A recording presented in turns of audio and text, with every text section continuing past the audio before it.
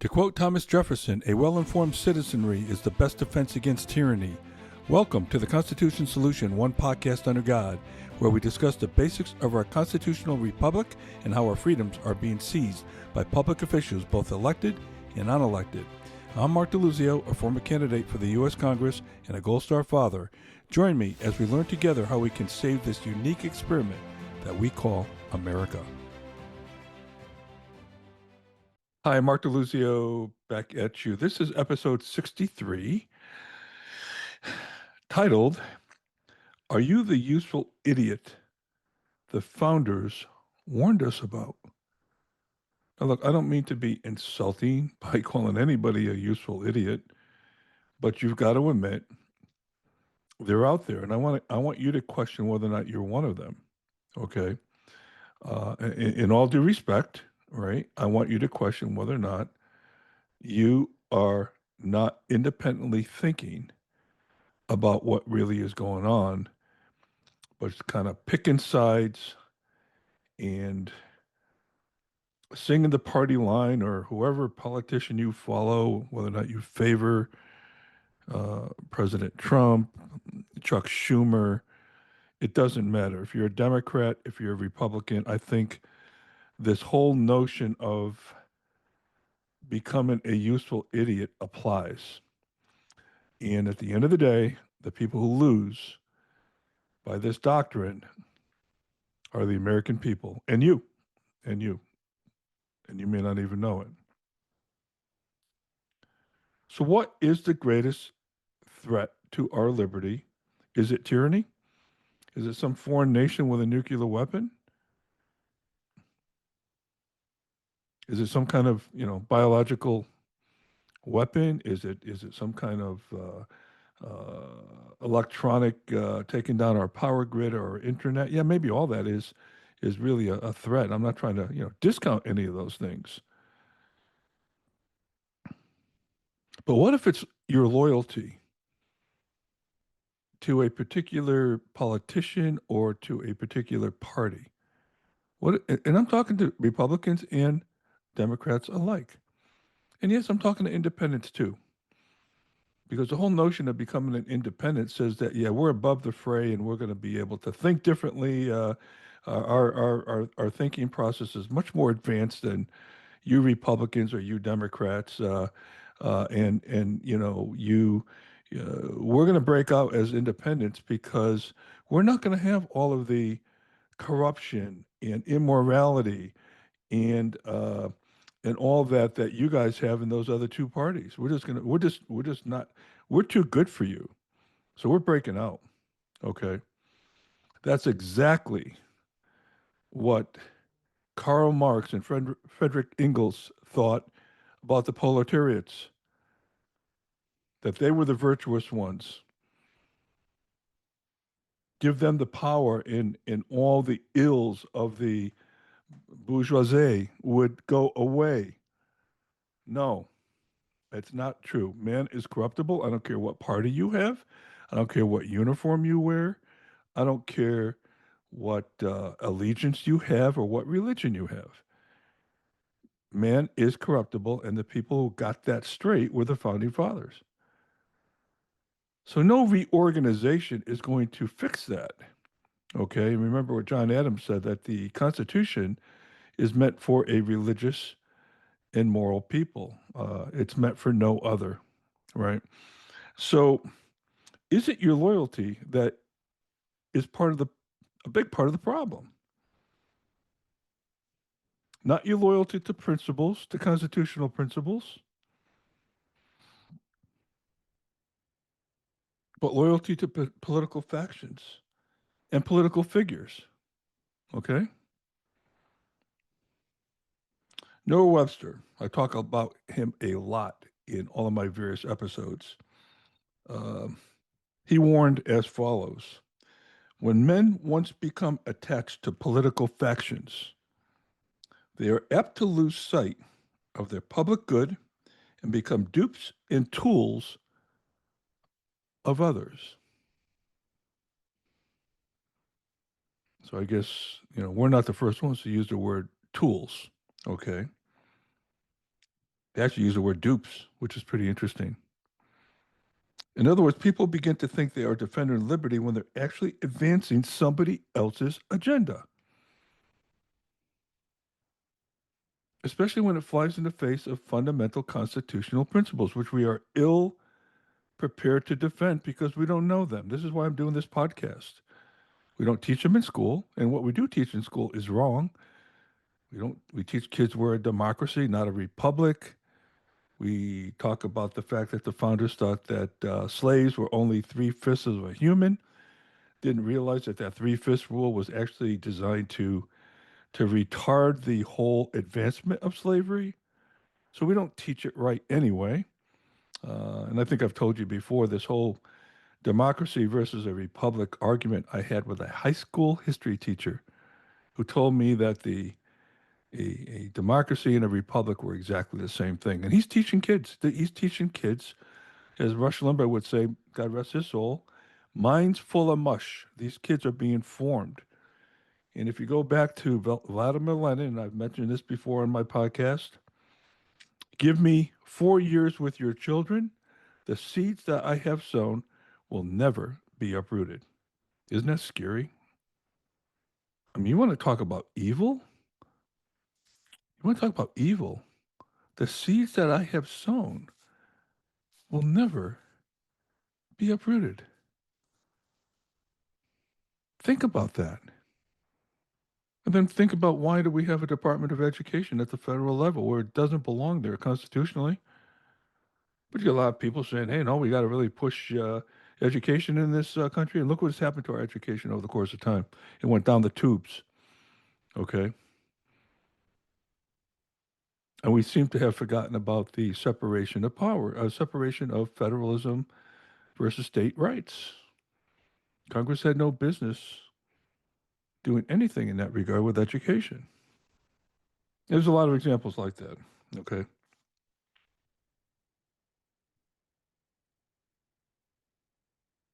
James Madison in Federalist 10.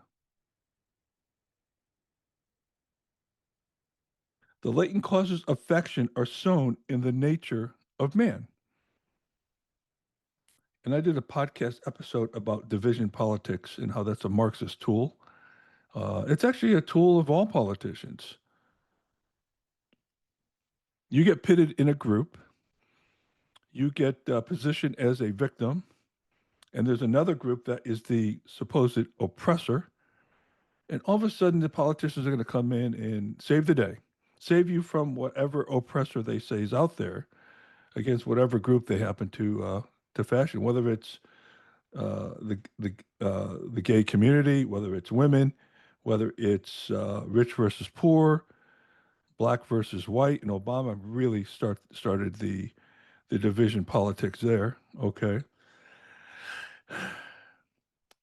rich versus poor, black versus white, factions with religions, Jews versus Palestinians, Christians versus Muslims.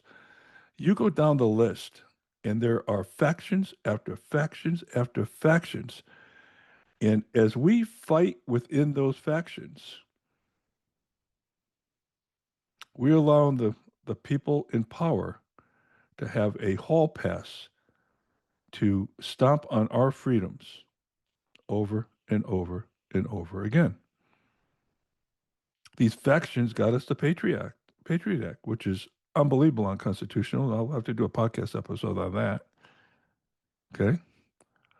And a lot of other things that happened over the course of time. Okay. Now, Madison was a realist. He said, hey, look, factions are inevitable, but dangerous when citizens place loyalty to party above loyalty to liberty. Let me read that again. Factions are inevitable. He understood the nature of man. These founders understood the nature of man. Okay. And they weren't trying to change the nature of man. They were trying to create the checks and balances to assure that the immorality that was bound to happen, because power does corrupt, were held in check, right? But he said that the factions were inevitable, but dangerous. When citizens place loyalty to party above loyalty to liberty. His definition of affection: a number of citizens united and actuated by some common impulse or passion or interest adverse to the rights of other citizens. Now you think about it. One of the reasons we're a republic is so that minority rights do not get trampled on. Okay, that's one of the reasons that we're a republic versus a democracy, which is basically majority rule, mob rule. So the most blatant example I can give you is if 50% plus one vote for a law that says it's okay to beat your wife, that's law. That's law. That's a democracy. That's law. So women are now their rights are being subverted, and that's how democracy works. I may get this wrong, but I think it was Franklin that said democracy is two wolves and a sheep deciding what to have for lunch. Okay, so or a lamb. I think he used lamb, but then that's why we have the Second Amendment. He said because the lamb could take up arms. Okay. I mean, all these things that they did in the Constitution were just unbelievably genius. How it all tied together. Okay, let's go back to Noah Webster.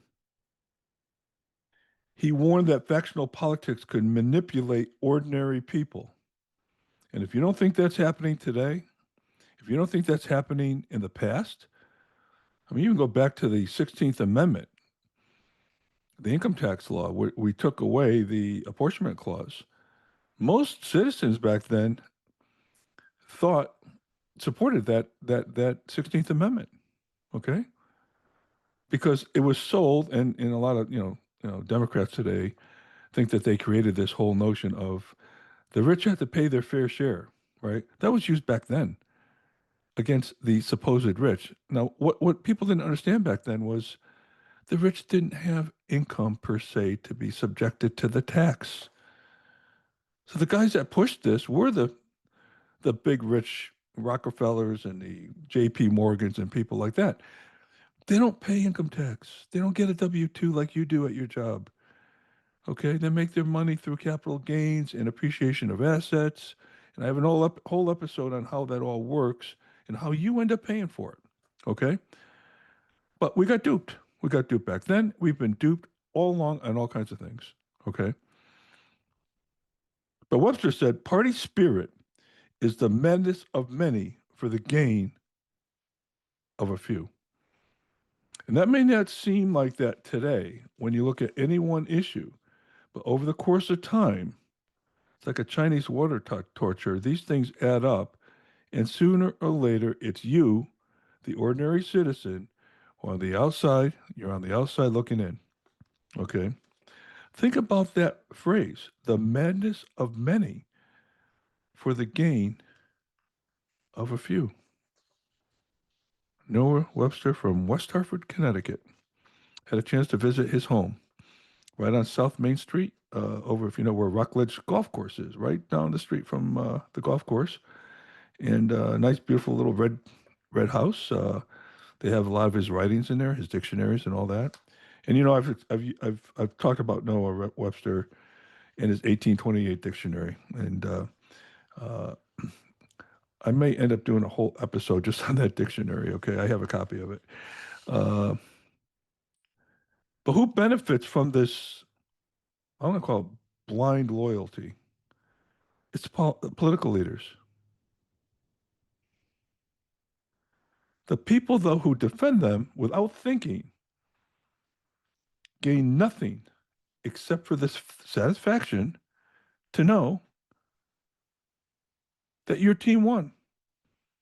Hey, we won in the Supreme Court. We got that done. We won over here. We won this vote. We passed this law. Okay. And I think everybody's heard of Trump derangement syndrome. Now, let me go on record again. I'm a big fan of President Trump. Okay. And thank God the cackling lady Kamala Harris did not get in. I don't know what this country would look like right now. We'd probably be in World War III. Okay. I'm a big fan of President Trump, but I don't agree with everything. There's not one politician I've ever met in my lifetime that I agree with 100%. Whether it be Ronald Reagan, okay, certainly not George Bush, okay, who started a war that killed my son, all right, and the military industrial complex with his sidekick, Dick Cheney, who I think was pure evil, by the way. But we had factions back then supporting the president. We had factions supporting Dick Cheney in going to war in Iraq. The weapons of mass destruction, pure lie, right? So, you know, today we've all heard of the Trump derangement syndrome. No matter what President Trump does, there are those who are just dead against it because they hate President Trump. And all he stands for, he's an outsider, and he came into this establishment and he's upsetting the piggy bank of all these people involved in profiteering off of your taxpayer dollars. And I told you I met former Senator Phil Gramm at a very expensive fundraiser. It cost me a lot of money. And he basically said, yeah, Joe Biden, he says, this is back in the election when they were running. Yeah, Joe Biden, I like Joe. Joe's a good man. Yeah, Joe and I get along. President Trump don't like the man at all. And once he's gone, we got to get the Republican Party back to where it was. I could not believe he said that. So I said to him, this is a dinner about 15 or 20 people. And I said to Phil Gramm, Senator, I got to ask you a question. I said, I didn't realize I was at a Democratic fundraiser. And he did not like I said that. He's one of those guys that when he talks over your head. He doesn't look at you in the eye. He kind of looks over you. Okay. Pompous SOB. Cancer. He's a cancer. And he profited very nicely. I'd love to see his bank account before and after he was in the Senate. Okay. And yeah, that's what we got here. Now I'm going to get criticized for criticizing a Republican? Really? Okay. Go ahead. Go at it. So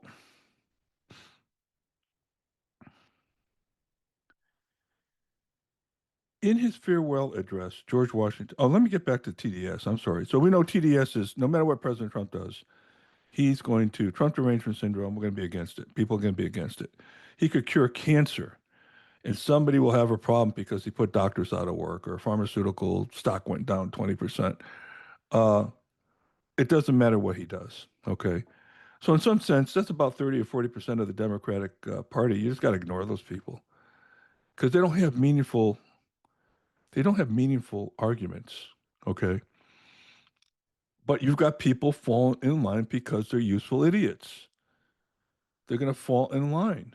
I'll talk a little bit more about that later. But there's also something else going on with President Trump. On the Republican side, there's something I coined called Trump Agreement Syndrome, TAS. No matter what he does, we agree with. No matter what he does. Trump Agreement Syndrome. It's as dangerous as Trump Derangement Syndrome. You may not think that today, but someday you will. Okay? That basically means we've turned the people who have TAS have turned their brain off. They've turned their brain off and they're not thinking anymore. They're letting, in this case, one man do the thinking for them. There's no one politician that anybody in their right mind can agree with 100% of the time. I'm sorry. If that's the case, then you're just not thinking. You're not thinking. And you become the useful idiot and you are complicit in the demise of our country. I'm sorry to be that blunt about it. I've done a lot of episodes on our whole knowledge base of what our freedoms are. How can we defend our freedoms when we don't know what our freedoms are? Right? And the whole essence of this whole podcast that I'm doing, it's called the Constitution solution. If we follow the constitutional principles, most of these issues would go away. Not all of them. Remember, we're not a perfect nation. Founders knew that right in the preamble. They said, in pursuit of a more perfect union. And they gave us Article 5 to amend the Constitution. Lord knows I'd hate to see that happen, believe it or not, because I'm just afraid what would happen if we opened up the Constitution. You know, people like Mark Levin and some others that want to open up the Constitution, Article 5. I'm definitely afraid of that. Okay. And if we amend the Constitution, what the hell do you think? You think we're going to follow whatever we amend? We're not following it now. So why waste our time? There's no single solution here. Everybody thinks there's a silver bullet. Hey, flat tax. Yeah, let's do that. There's no silver bullet. Let's amend the Constitution. There's no silver bullet here, guys. Okay? If you have immorality and corruption and you've got useful idiots supporting those who are doing it, it doesn't matter what the Constitution says. And it hasn't. I'm going to give you some examples in a few minutes. How about we just get back to following what we're supposed to be doing? And talk to me later if we have the discipline to hold to our standards, to our founding principles. I'm more than willing to talk about, okay, what can get better now? But right now, we're not following our Constitution and we're paying the price for it. Every one of you. If you have sons or daughters that are in their 20s and they got married and they can't afford a home, you're complicit because we put these people in office. Now, I know a lot of this stuff was done before they were born. The Federal Reserve was put in place in 1913, and we got off the gold standard in 1972, and you know, FDR put in Social Security, which is totally unconstitutional, by the way. Um, there's a lot of things that happen, all the administrative agencies and all that kind of stuff, right? The military industrial complex, all these things contributed to the fact that, you know, you ordinary Americans are getting screwed and no one's paying for it. And there are people profiting off of this. Okay. So, you know, say it's your fault, you know, but we continue to perpetuate the Lindsey Grahams of the world and others that you, I'm sure, can pick. The Susan Collins, the Murkowskis from Alaska. We continue to put these people in office that are absolutely opposed to our founding principles. John Thune, who's running the Senate, he's another example. We can't pass the SAVE Act. We've got both houses and the Oval Office, and we can't pass the Voter ID Act? You gotta be kidding me. There's factions that are working here that we're supporting, you know. I'm sorry. There's factions that that are happening that are just simply unconstitutional, but we're supporting these people. If there was a vote tomorrow, you think John Thune would get elected? You bet your ass he would. Why? Why? He's the guy that can make it happen. He can get rid of the filibuster. They don't want to. Now you got to ask yourself why. Okay.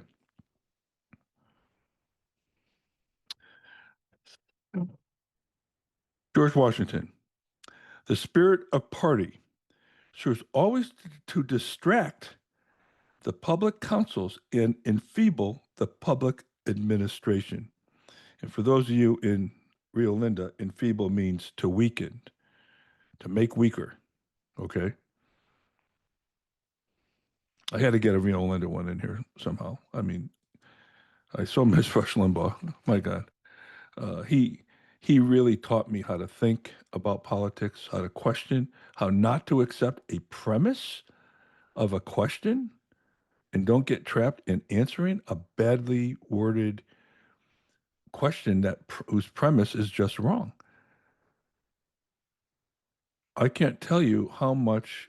I mean, I would listen to him during lunch break. I go out in my car and listen to him for an hour. That's how much I learned from. I had his 24/7. I listened to him at night before I went to bed. I mean, the guy was just incredible in the service he did for our country. Okay, I don't think we'd be anywhere where we are now, as much as we're way behind the eight ball, if it wasn't for Rush Limbaugh.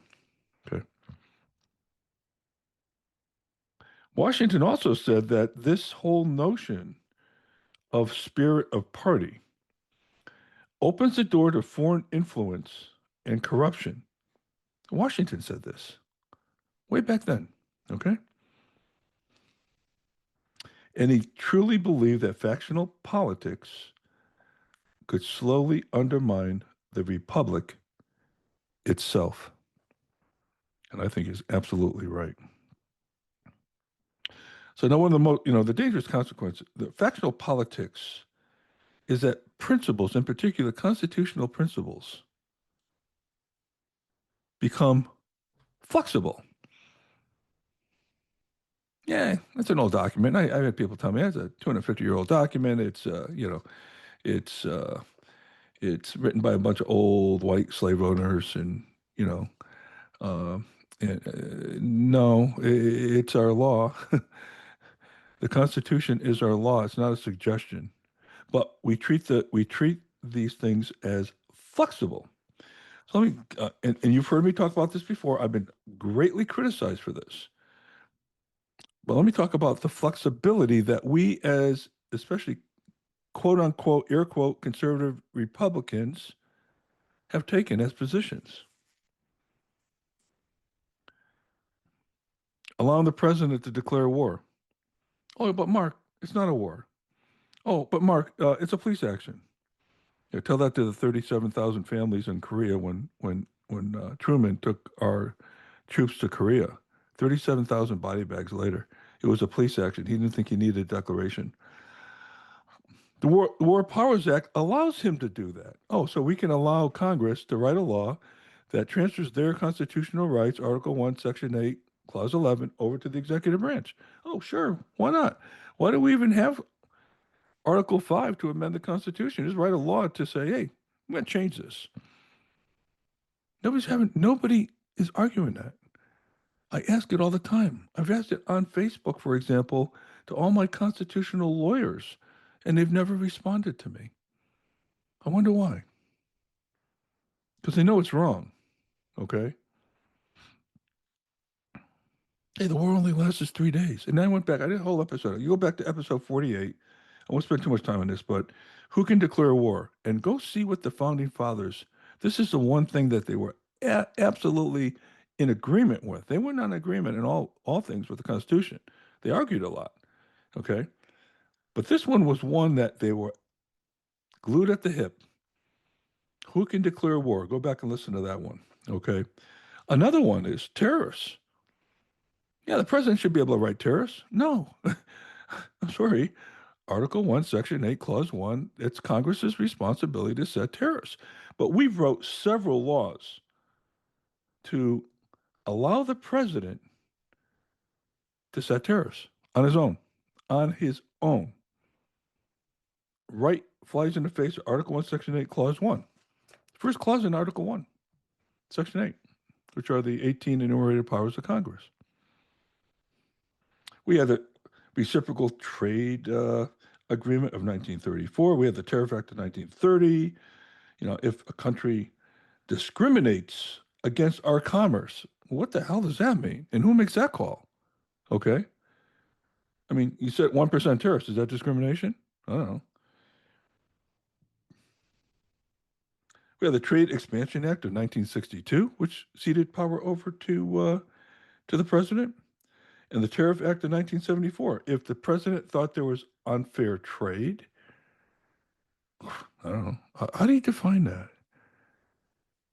How do you define unfair trade? He could set tariffs. Okay. So that's another one. Go to episode 46. I have a whole episode on tariffs. Okay. We did two episodes on the Federal Reserve, episode 27 and 28. Article 1, Section 8, Clause 5 says that Congress can coin money, not print money, by the way. Jefferson was adamant about paper money because of the inflationary effects on expanding our currency, which is exactly what happens today. That's why our inflation is what it is. But they also have the power in Article 1, Section 8, Clause 5 to regulate the value thereof. So now you're looking at the value is really being regulated by interest rates on the Federal Reserve, who are not even a federal agency. The Federal Reserve is not even a federal agency. You want to talk about unelected bureaucrats? Wow. I have an episode on administrative agencies. It's called the fourth branch of government. I forget which number that was, but you go find it. It's early on in the podcast series. And with the administrative agencies, they gave the president the power to write regulation, which have the power of law. Now, there's this whole non-delegation argument that's being taken up by the Supreme Court, and I'm going to be doing a podcast episode on non-delegation. Okay, because certain conservative members of the Supreme Court, Gorsuch, Alito, and Thomas, want to go back and look at that because they thought Congress ceded too much power to the executive branch, and they are absolutely right. And that's one of the ways we're losing our country. Okay, I hope they do talk about the War Powers Act. By the way, uh, no one man should be able to take us to war. Oh, you trust President Trump? Okay, let's just say that's fair. What happens when AOC gets in and she has that power to take us to war, or a Kamala? Or name any one of those Marxist tyrants on the other side. What happens then? Are you going to pull out your Constitution and get on your soapbox and start screaming Article 1, Section 8, Clause 11? I don't think so. Or if you do, you're a hypocrite. Okay. And I've been consistent on this, guys. I've been consistent against President Trump doing it. Obama did it. Biden did it. Every president in my lifetime has violated this. We had not declared war through Congress since World War II. Every president, maybe not Eisenhower. I can't remember if Eisenhower did it. But anyway, almost every president in my lifetime had made this violation. So I've been against whether you're Republican or Democrat. I've been against it. Okay. But again, I got called a rhino. I got called a liberal. I mean, you'll not believe. People should know better, by the way, too. Okay. People who do podcasts who talk about this stuff. Pretty interesting. Um, Emergency spending. I had Paul Gosar on episode 32, and there are like 42 emergency spending bills out there where the president can say, hey, there is an emergency, there's a national security risk, whatever, and go spend money against any one of these bills. We have them back to Gaddafi. They created an emergency spending bill when Gaddafi was in power. That's still out there and it's still usable. So Paul Gosar talks about this. So why is that a problem? It's simply because um,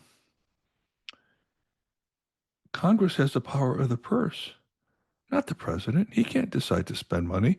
Well, when we invoke emergency spending powers, he can spend money without any say from Congress at all. We go spend $2 billion on this and money on this because he declared this so-called emergency. So you see, as you look at all these things, and there's others, by the way, okay, these are the things that when we talked about flexible, we're very flexible with the Constitution. It will come back and bite you right in the butt. There's no question about it.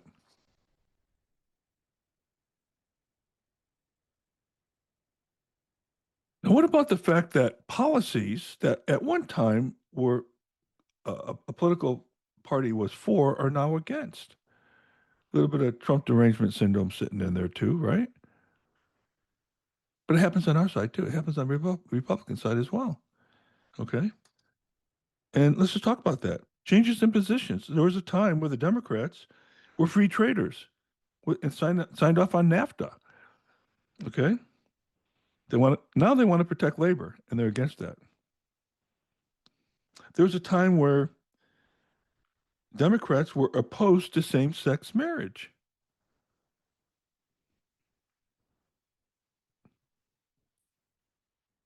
They actually passed a Defense of Marriage Act Can you imagine that? Now they're supporting LGBTQ XYZ. I don't know what to tell you. Transgenders, surgery to minors, to physically trans, you know, to physically transfer their sex. Okay. They were strong on borders. I mean, you go back to quotes in the 90s by Clinton, Pelosi, Obama, Schumer. They were strong on the border. Now, today, they want open borders.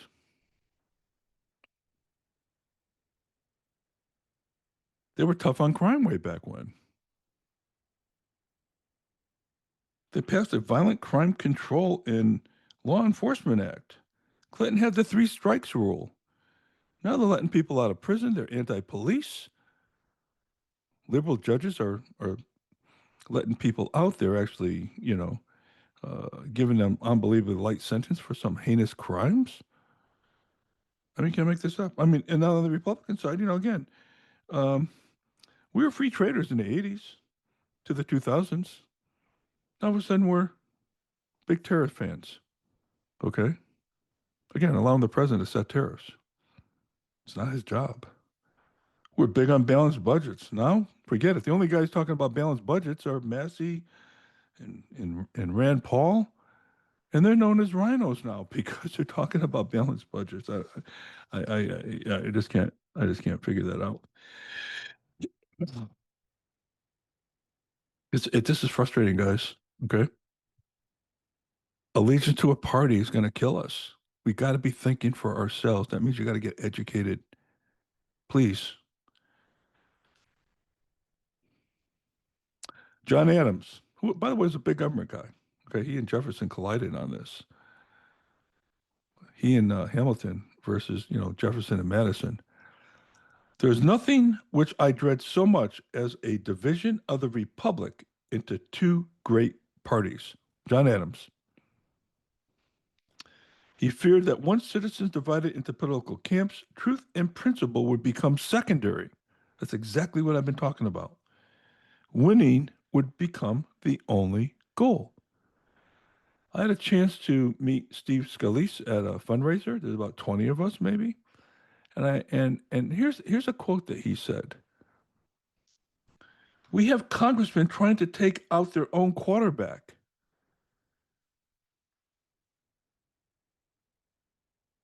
And I'm sure he's referring to MTG and to Massey and to Rand Paul and all that because they were beholden to the Constitution. And all he cared about is getting ours elected. He didn't care who they were. He would take Fetterman out of Pennsylvania if he could, just so he can have control of all these committees. Now, look, there's nothing wrong with that. But you got to have a little bit of principle into who you allow into the club, guys. If you're allowing a Marxist into your club just because he carries R on his business card, then that's just wrong. And this is where we're going here with this. The establishment. We're more worried about the establishment in our team instead of pure constitutional principles. Where is the Freedom Caucus, who are supposed to be all constitutionalists? Where are the Freedom Caucus, putting pressure on their own members to vote and act constitutionally? I'd love to. Maybe that'll be something I'll do. I'll take the Freedom Caucus and look at all of their Freedom Index scores. It'd be very interesting to see what the Freedom Caucus index looks like. I'll bet you it's below 70. I'll bet you anybody's below 70. Okay. Which is horrendous, by the way. That means you vote in concert with the Constitution 70% of the time. Okay. Oh.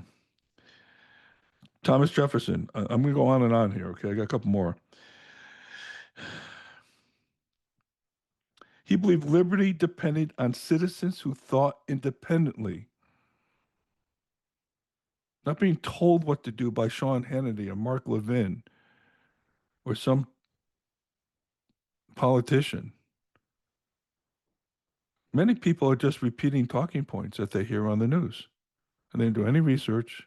They don't go any further than what they hear at night for half an hour on some TV show. or some talking point. Okay. Liberty requires citizens, Jefferson said, to question power. And he warned, and I've used this before, you know, the natural progress of things is for liberty to yield and government to gain ground. Okay.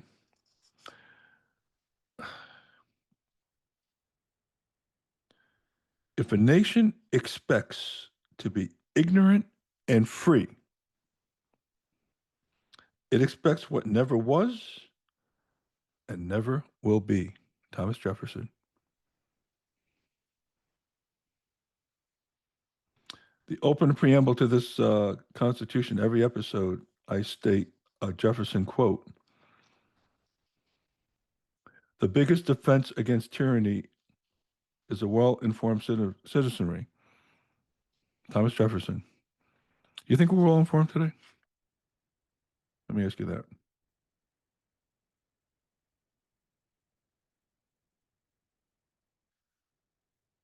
The founders believed the republic, our republic, depended on citizens who refused to surrender their judgment to political tribes. Because once citizens stop thinking independently, they stop defending liberty. And when that happens, they become the tools of other men. So if I had to look at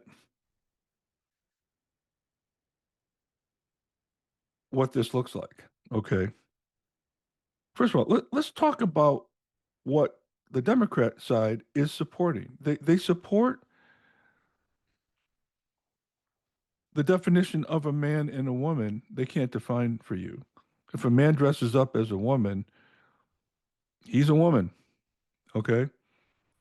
And the people on that side don't push back on that notion. They all agreed as a party that President Biden was competent, okay? They all agreed to that. You can look up the quotes in the newscasts of all these political leaders talking about Biden being competent and President Trump not being, okay? George Floyd is a hero. Okay, he was a thug. Put a gun to the belly of a pregnant woman. He was a criminal. Dealt drugs. I mean, broke probably every law under the sun. But they elevated him as a hero. Nobody pushed on the Democratic side. Nobody pushed back on that. Maybe they didn't have the guts to do that because they'd be called a racist. Okay, fancying a guy like Bill Gates and this Greta as scientists and climate experts. 13-year-old kid. She becomes their icon as far as uh, climatology to support their climate hoax, right? Elizabeth Warren, she's a Native American, Native American, standing in front of burning police stations, saying that, oh, this is mostly a peaceful riot. Per the First Amendment, they have the right to assemble and protest peacefully while fires are raging and people are getting beat up. Fancying AOC as a genius, as she claims that Elon Musk is an idiot. Okay, and people support that. I don't know. I'm just reading off the list here. Michelle Obama says she's oppressed. Whoopi Goldberg says she's oppressed. She makes, I think, 8 million a year in that show. Give me a little bit of that oppression, please. Okay, but people buy into the fact that hey, she's black. She's been oppressed. How are you oppressed when you make $8 million a year, sitting on a TV set, blabbing away on stuff you have no idea about? I don't know. People buy. Nobody challenges this stuff. Okay.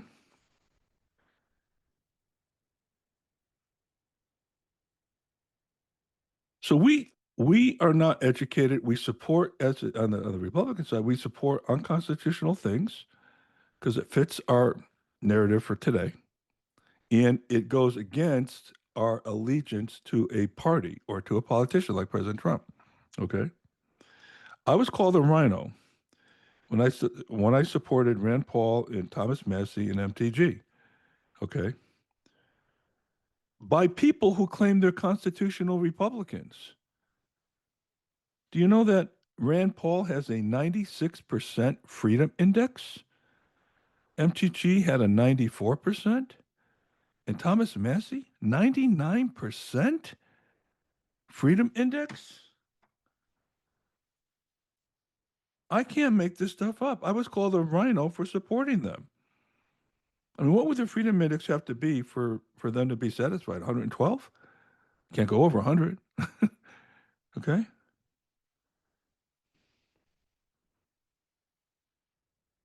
And they all largely supported President Trump. But their allegiance, the TAS, the Trump Agreement Syndrome, and their allegiance to President Trump and the Republican Party, they cherry picked some of the things that they were against, which I agree with, by the way, like going to war.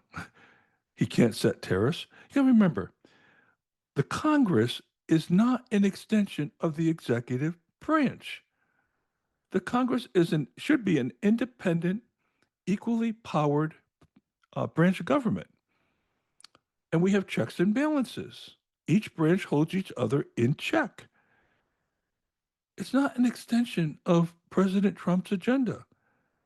The Congress has a duty to you, because they're your representatives, to do what's right relative to their oath of office and the Constitution.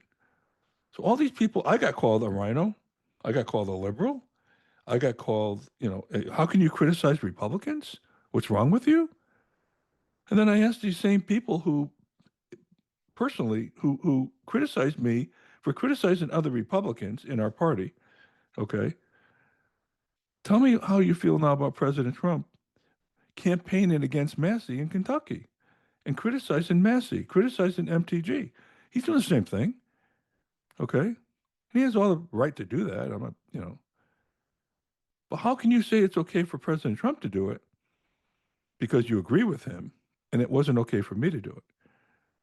This is when we put our brains in neutral and our mouth in gear and we don't know what the hell we're talking about, okay? You can't have it both ways. And I still have yet to hear from these people who criticize me for criticizing other Republicans. When I pose to them, do you agree what President Trump is doing against Massey and Rand Paul? Okay. Haven't heard from him yet. I probably won't, just to let you know. But these people put the Constitution first. Isn't that what the oath is all about? Isn't that what they were supposed to do? They had the gut. Oh, these three had the guts to say, no, no, no, no, no, no. That's not how this is supposed. That's not how a country's supposed to work. And they're outliers. Now, I got criticized when I criticized Fetterman from Pennsylvania. Oh, wish Fetterman would come on our side. It'd be great to have Fetterman as a Republican. Wouldn't it be great if he flips? He's got a 2% freedom index. 2%. And for those of you in Rio Linda, again, that means he votes in concert with the Constitution, 2% against the Constitution, 98% of the time. And we got Republicans here who claim they're constitutionalists that want this guy on our side. What are you guys, nuts? You freaking nuts. And I got criticized for criticizing him. Okay? And I get criticized for supporting guys with 99, 96, and 94% freedom index. I don't know. I don't know what to tell you. Okay. I said this on a number of other, podcast episodes. When I ran for Congress in 2022, I did 135 meet and greets in a span of like 5 months in the biggest district in the country, 63,000 square miles, Arizona, CD2. Okay. So put a lot of miles on the car.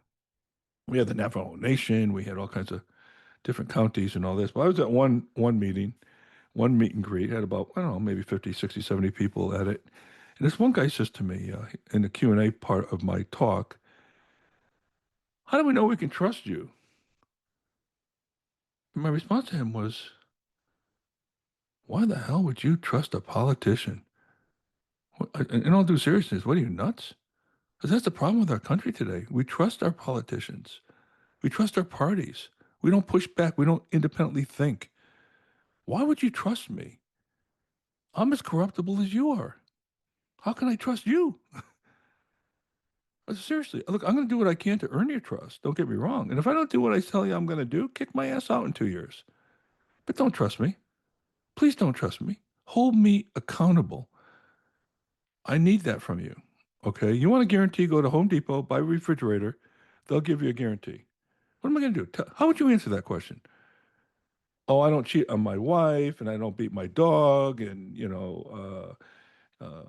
I'll tell a clerk in a store that she overpaid me with change, or how would you answer that question? I'm just going to tell you not to trust me. That's all I'm going to tell you. And I will do what I can to earn your trust. Don't get me wrong. But when you trust a politician blindly, you're the problem. You are the problem because this is your government, not their government. They just represent you. This is your government. And if you don't take the time to get informed and find out what's going on and disagree with your representatives when you disagree, okay, then you're the problem. Sorry. Again, I don't want you to trust me. All right.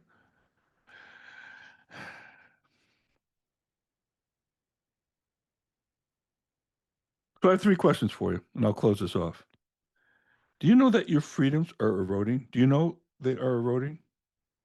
And by both sides of the aisle, if you don't realize that, get educated. Your freedoms are eroding from both sides of the aisle. Okay. Now, don't get me wrong, there's a lot of good people, at least on our side, on the Republican side. And some are friends of mine, Paul Gosar, Andy Biggs, running for governor now, high freedom index. Okay. Eli Crane, who beat me. Okay. His freedom index is somewhere in the 90s. Good guy. Okay. Uh, and there's others.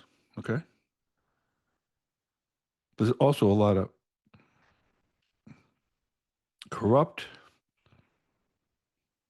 self serving, low resolution people. It's another word for saying they're not that smart. Or maybe they are smart because they're making all this money. Lindsey Graham, for example. Okay.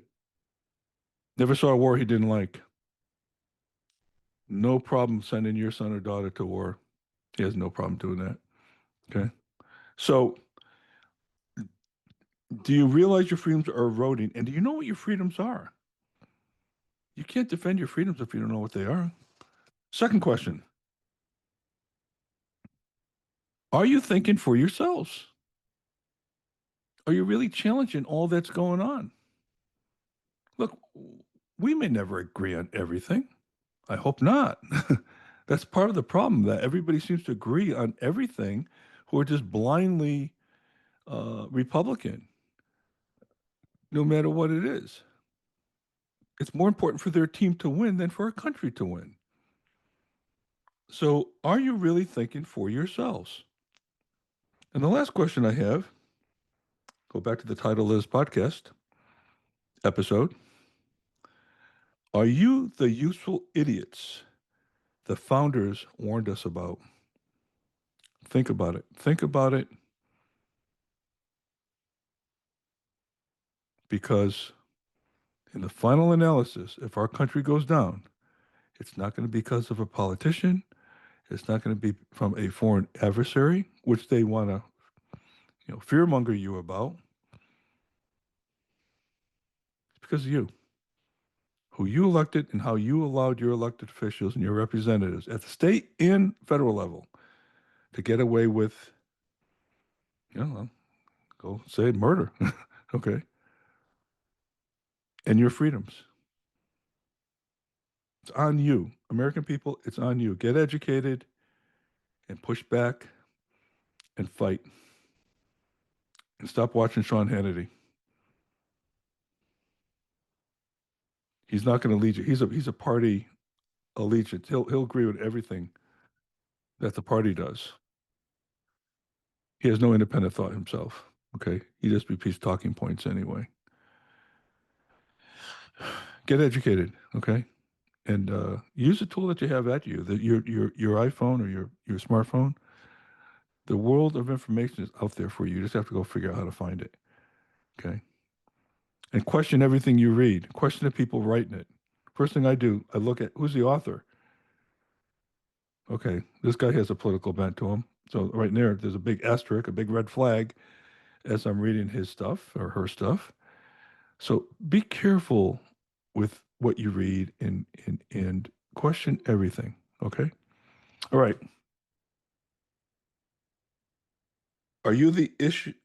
Are you the useful idiots the framers warned us about? This was episode 63 of the Constitution Solution. One podcast under God. I do appreciate your time. This was a little bit long, but hopefully it was worthwhile for you. And we'll see you next time. God bless you guys. Take care. Thanks for listening to the Constitution Solution, one podcast under God. The Constitution is the solution to most of our country's problems. Other episodes can be found on our website at 1787solution.com, YouTube, Rumble, Apple Podcasts, Spotify, and most other podcast platforms. I'm your host, Mark DeLuzio. Until next time, may God bless you, may God bless America, and may America bless God.